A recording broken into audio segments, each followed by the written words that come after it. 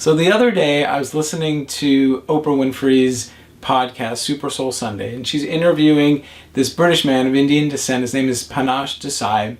And I just want you to listen to this little clip. I always say you become what you believe, and the only thing you have to believe is that you are a part of the divine. Yes. Because once you really get that, you know that no matter what comes, you're going to be okay. That's right. And that's the difference between knowing it on a cognitive level, yes, and experiencing it.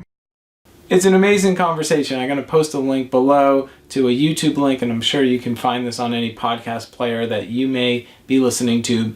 And, you know, what they touch upon is the cognitive experience of the divine versus the experiential experience of the divine. And basically, what that fundamental difference is, and that when you have a real lived experience of the divine and you essentially know from your experience that you are divine, that you are connected to something so much bigger, you know, how that informs your life, how that helps you no matter what you may be going through. Now, in the context of that conversation, they were answering a question of this woman who's going through a lot of challenges in her life and just wanting to know, how does she know that she's connected and how she can apply all the teachings that she was hearing in that interview into her own life.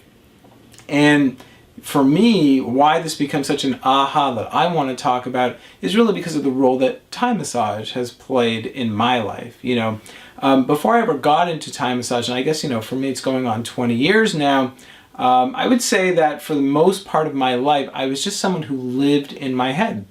And I thought and I overthought and I analyzed, and I was so disconnected from my body, and in that sense kind of, I guess, disconnected from the world. You know, like dancing for me was like the most awkward thing ever. I hated to dance, and if I ever did, I just felt so lost in it. You know, it was like that kind of thing because of just how disconnected I was from my body. And I had already been getting into all kinds of practices, I guess, to help me know myself more, and yet I still felt pretty darn disconnected until I really realized that my way into having that experiential lived experience with the divine was through my body, was through touch, and then fundamentally through Thai massage, which I've just made my career and such an integral part of my life because then it becomes just this regular practice that I have no choice but to embody, but to make whole, but to make me.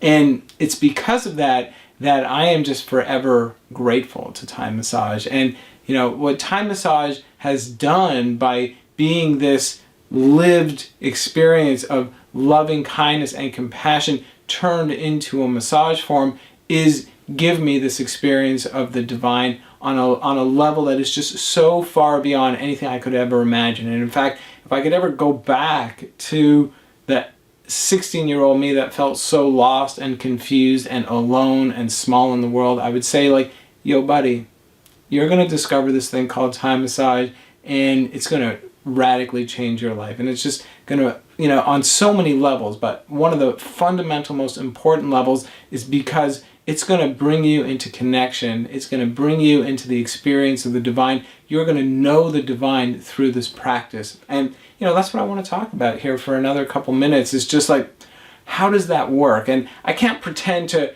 tell you exactly how that works because in a way, you know, it's something bigger. It's so much bigger. It's not something that I totally understand myself. And yet, when I'm living it, when it is happening in the moment, well, there's just no denying just how amazing it is to experience this, to know this, and what that has done for my life. And today, for example, I was just giving a massage a little bit before I'm making this video, and it's just like I am just having this subconscious conversation with my client, with his body, where his body is like basically just kind of like telling me what to do, you know. And in fact, is also, even before that conversation was started, the conversation I was having with him. And he's telling me, you know, feedback about what he's going through in his body, what his body's feeling, etc. And then I can take that knowledge, that information, and just kind of put it into the old blender inside me, into my brain, into my subconscious, into whatever intentions I want to set in the massage, and then just go on this journey of listening to whatever's going on in his body, and then just kind of working from there. And it's just like things just come alive in this experience of paying attention, of listening, of easing in, of basically turning what is a massage that is built on loving kindness and compassion and wanting to help and wanting to do well, and then just offering that and being with that. And the truth is, over many years of giving this massage, there's plenty of times even in a massage where I get distracted. I start thinking about the next day, or I start thinking about something else that I want to do. I mean, that goes on, I'm sure. In fact, I can't remember every massage I ever gave, but I'm pretty darn sure that's happened many times in every massage I've ever given. But, I have this anchor that brings me back, which is just pay attention. Pay attention to what's going on. Pay attention to what his body is telling me, or her body is telling me, and then go from there. And that just kind of like yanks me back and brings me back and helps me to just continue. And so it is experiencing the divine. And again, it's just so hard to put into words the dialogue and what's going on here. But, there is a knowingness that has now taken root in me after, I've been doing this for almost 20 years, but actually I started feeling this even within the first few massages that I ever gave. And again, it's because it is this body-centered practice, and it is this heart-centered practice, and it is this way of connecting with another person.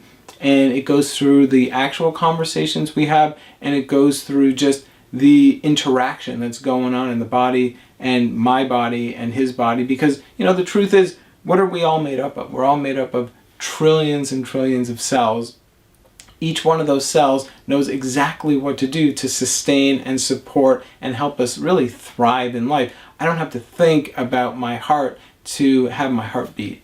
I don't have to think about my stomach to digest after I eat a meal. These things just happen. And even if you have issues going on in your body, it's happening more right than wrong every step of the way, because we are all just part of this miracle of life that's going on. And by putting myself in direct communication with it in whatever level I'm capable of communicating with it, it's just filled me up with this kind of knowingness. And because of that knowingness, I know that when I go through challenges in my life, and there have certainly been huge challenges in my life, I even certainly get swept up in those challenges, but I have an anchor, something that brings me back, and it usually doesn't take very long to remember that I am divine. And in fact, this thing that feels so hard and hurtful and sometimes sad and angry and stirring up every kind of emotion that you can imagine is still life on my side, and it's still life working through me, working for me,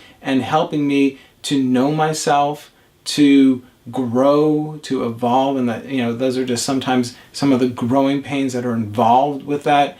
And I'm far from unique in this practice, and really I think that that's kind of the essence of what they're talking about, that when you can experience the divine and just know that it's in you, and know that you are it, and know that you have some absolute connection to it, then versus like having just like a cognitive idea of the divine, which still has you kind of separated and differentiated from it. It's kind of the difference of like, life is a struggle, life is never on my side, and woe is me, and I'm feeling kind of bad, versus like, really, life is here to support me, even if I don't always understand it, even if it's not happening right now or exactly at the plan that I wanted it to happen, or whatever it would be, that you can have a certain kind of comfort and knowingness, and then seeing how things then eventually do kind of turn in that direction, in your way, basically, and in a way that you could have never even imagined to begin with, because again, you're part of something greater than yourself.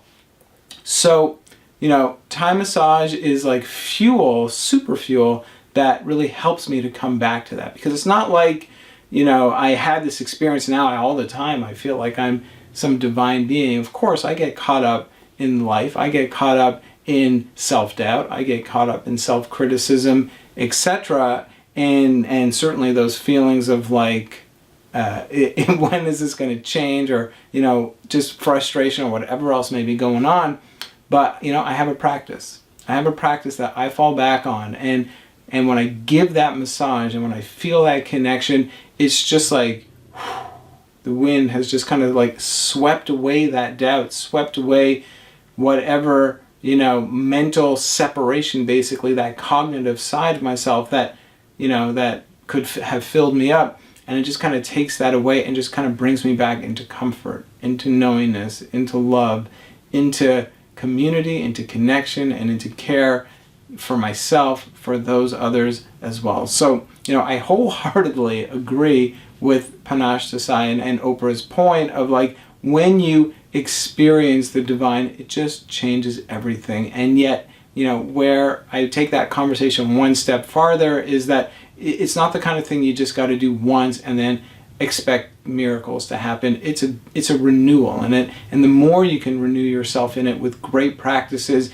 with that knowingness, then you do get stronger. You do get wiser in this, and the moments of self-doubt and self-criticism and everything else, they get smaller. The challenges don't necessarily get smaller, but your place in it and your security in going through all those things, those things get more assured and better, and that is what Thai massage has offered me. And I'm talking about giving this massage. Of course, receiving it is so good too, but today I'm just talking about the giving side of it, and really this underlying quality of why giving is just like at least as good, if not 20 times better than receiving, believe it or not. So in this way, it's not your everyday average massage. There's so much more to this, and I just want to share this little piece with you. So if you are inspired, if this is telling you, wow, this is something I probably should give, and this would be a really great thing to do in my life, well, hey, check out the playlist. There's tons of teaching videos here. I take you step by step with so many things that you can do right away, or just head over to my website, stilllightcenter.com, and you can get a free course on how to give an amazing shoulder massage. You can see all the places that we teach, and you can just learn even more what this practice is all about. And if you have any questions, you have any comments, please reach out, let me know what you think, let me know what you're thinking, and we'll talk soon. And until then, just wishing you amazing day, amazing massages. Namaste.